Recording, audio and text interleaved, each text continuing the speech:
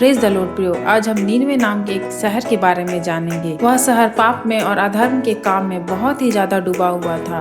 उन्होंने जाना कि कैसे परमेश्वर सभी लोगों से प्रेम करते हैं और उनकी चिंता करते हैं। एक दिन परमेश्वर ने योना से बात की और उससे कहा, उस बड़े देश नीनवे को जा और उसके लोगों से कहा कि अगर वे बुरे काम और बुरे मार्ग पर चलना ना छोड़े तो मैं उन्हें दंड दूंगा।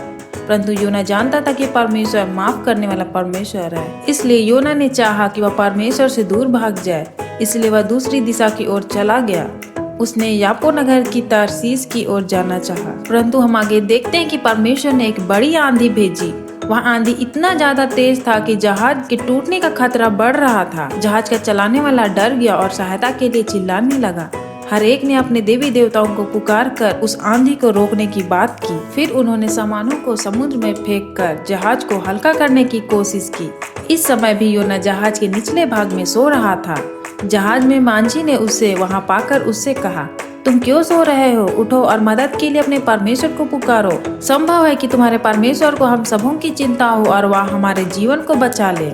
उस समय नाविकों में एक अलग तरह का विश्वास था। उस बुरी आंधी के कारण उन्होंने सोचा कि उनके देवता उनसे गुस्सा हो गए हैं और उनमें से किसी को दंडित करना चाहते हैं। तब नाविकों ने एक दूसरे से कहा, आओ हम चिट्ठियां डालकर इस बात का पता लगाते हैं कि किसने हमको संकट में डाला है। उन्होंने वैसा ही किया और योना के नाम पर चिट्ठी निकली। तब उन्होंने उससे कहा, हमें यह बताओ कि तुम इस संकट में कैसे पड़े हो? तुम यहाँ क्या कर रहे हो और तुम किस देश के हो? योना ने उत्तर दिया, मैं इब्रानी हूँ। मैं उस परमेश्वर की आराधना करता हूँ जिसने पृथ्वी और समुद्र को बनाया है। फिर योना ने उन्हें बताया कि वह अपने प्रभु से दूर भाग रहा था। यह सुनकर नाविक बहुत ज्यादा डर गए और उससे कहने लगे, यह तुमने बहुत भयानक काम किया है। इस बीच आंधी लगातार तेज होती जा रही थी। योना ने उत्तर दिया, मैं इब्रानी हूँ। मैं उस प्रभु अपने महान परमेश्वर की आराधना करता हूँ जिसने पृथ्वी और समुद्र को बनाया है। फिर योना उन्हें बताने लगा कि वह अपने प्रभु से दूर भाग रहा था। यह सुनकर नाविक बहुत डर गए और उससे कहने लगे, यह तुमने बहुत भयानक काम किया है। हम इस आंधी को रोकने के लिए तेरे साथ क्या करें? योना ने उत्तर दिया, मुझे उठाकर समुद्र में फेंक दो तो आंधी शांत हो जाएगी। मैं जानता हूँ कि मेरी ही गलती के कारण तुम इस भयानक आंधी में फंस गए हो। फिर भी हम आगे देखते हैं प्रियो कि नाविकों ने पूरी कोशिश की कि वे जहाज को किसी की तरह किनारे पर ले जाए, परंतु आंधी की भयंकरता बढ़ती जा रही थी और वे किनारे तक नहीं पहुँच पाए। इसलिए उन्होंने पुकार कर कहा, हे प्रभु, हम तुमसे विनती करते हैं कि हमें मृत्यु देकर दंडित ना करे, ना ही इस पुरुष की जान ले। तब उन्होंने योना को उठाकर समुद्र में फेंक दिया। तब समुद्र की लहरें उसी समय शांत हो गई। इस बात के बाद वे नाविक इतना डर गए कि उन्होंने बलिदान चढ़ाकर उसकी आराधना करने की प्रतिज्ञा की। प्रभु की आज्ञा से एक बड़ी मछली ने उसे निगल लिया। वह उस मछली के पेट में 3 दिन और 3 रात तक पड़ा रहा। तब मछली के पेट में योना ने प्रभु अपने परमेश्वर से इस प्रकार प्रार्थना की, हे प्रभु, जब मैं अपनी सारी शक्ति खो रहा था तब मैंने पुकारा और तूने मेरी प्रार्थना को सुन लिया है। वे लोग जो मूर्ति की उपासना करते थे उन्हें तुझ पर कोई विश्वास नहीं था, परंतु मैं तेरे लिए धन्यवाद के गीत गाऊंगा। मैं तेरे लिए बलिदान चढ़ाऊंगा और वह काम करूंगा जिसकी मैंने प्रतिज्ञा की है। प्रभु ही है जो बचाता है। तब प्रभु की आज्ञा से मछली ने योना को समुद्र के किनारे उगल दिया। उसके बाद परमेश्वर ने योना से बातचीत की, उस बड़े नगर नीनवे को जा और जो संदेश मैंने तुम्हें दिया है या प्रचार कर। तब योना परमेश्वर की आज्ञा को मानकर नीनवे को चला गया। पूरे 1 दिन तक चलने के बाद योना ने चिल्लाकर कहा, 40 दिन के अंदर नीनवे नगर नष्ट हो जाएगा। तब हम आगे देखते हैं प्रियो, नीनवे के लोगों ने परमेश्वर के संदेश पर विश्वास किया। उन्होंने यह निश्चय किया कि सभी लोगों को उपवास करना चाहिए।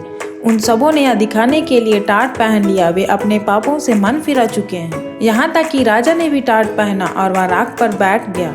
उसने अपने लोगों को यह संदेश भिजवाया। यह राजा और उसके अधिकारियों की ओर से संदेश है कि सभी लोग, पशु और भेड़े बिना भोजन पानी के रहे। सभी लोग और पशु भी टाट ओढ़ ले। लोगों को अपने पूरे मन से परमेश्वर से प्रार्थना करनी जरूरी है। उन्हें अपने दुष्ट मार्गों को छोड़ना जरूरी है। संभव है परमेश्वर अपना क्रोध छोड़ दे, तब हम नहीं मरेंगे। परमेश्वर ने नीनवे के लोगों के इस व्यवहार को देखा। उन्होंने देखा कि उन्होंने गलत कार्यों को करना छोड़ दिया है, इसलिए जैसा कि उसने कहा था वह उन्हें दंड देगा। उसने उन्हें दंड नहीं दिया। योना इस बात से बहुत दुखी था कि नीनवे के लोगों को उसके पापों का दंड नहीं दिया गया। वह क्रोध से भरा हुआ था, इसलिए उसने यह प्रार्थना की, प्रभु मैं जानता था कि तू यही करेगा। यही कारण था कि मैंने तरसीस को भाग जाने की भरपूर कोशिश की। मैं जानता था कि तू एक प्रेमी और दयालु परमेश्वर है। तू सदा से प्रेमी, कृपालु और लोगों को दंडित न करने वाला परमेश्वर रहा है। इसलिए अब हे प्रभु मुझे मर जाने दे, मैं अब और जीना नहीं चाहता। परमेश्वर ने उसे उत्तर दिया, तुझे इस तरह क्रोधित होने का क्या अधिकार है? यूना नगर के पूर्वी ओर गया और कुछ दूर जाकर बैठ गया। उसने अपने लिए एक छायादार मंडप सा बनाया और उसके नीचे बैठ गया। वह इस बात की प्रतीक्षा में था कि नीनवे नगर के साथ अब क्या होगा। तब प्रभु परमेश्वर ने एक पौधे को उस मंडप के ऊपर तक बढ़ने दिया। योना उस पौधे के कारण बहुत खुश था, क्योंकि वह पौधा उसे दोपहर के समय छाया दे रहा था। परंतु दूसरे दिन जल्दी ही एक कीड़े ने उस पौधे को नष्ट कर दिया। सूरज निकलने के बाद परमेश्वर ने बहुत गर्म पूर्वी हवा चलाई। योना सूरज की उस गर्मी के कारण बेहोश होने वाला ही था। उसने उस दुख के कारण मर जाना चाहा, परंतु परमेश्वर ने उससे कहा, तुझे उस पौधे के चलते क्रोधित होने का क्या अधिकार है? योना ने उत्तर दिया, मुझे क्रोधित होने का पूरा अधिकार है। मैं इतना क्रोधित हूँ कि मैं मर जाना चाहता हूँ। परमेश्वर ने उससे कहा, यह पौधा रात भर में बढ़ा और दूसरे दिन नष्ट हो गया। तूने इस पौधे को ना तो लगाया था और ना बढ़ाया था, फिर भी तुझे इस पौधे के लिए दुख है। फिर मुझे नीनवे के लिए और कितना अधिक दुखी होने की आवश्यकता है। वह बड़ा नगर जिसमें हजारों निष्पाप बच्चे हैं और साथ ही बहुत तेरे पशु भी है। तो प्रियो, इस कहानी के द्वारा हमने यह सीखा कि परमेश्वर दुष्ट लोगों को क्षमा करते हैं और उनसे प्यार करते हैं जो अपने पापों से मन फिराते हैं। इस वीडियो को देखने के लिए thank you. God bless you.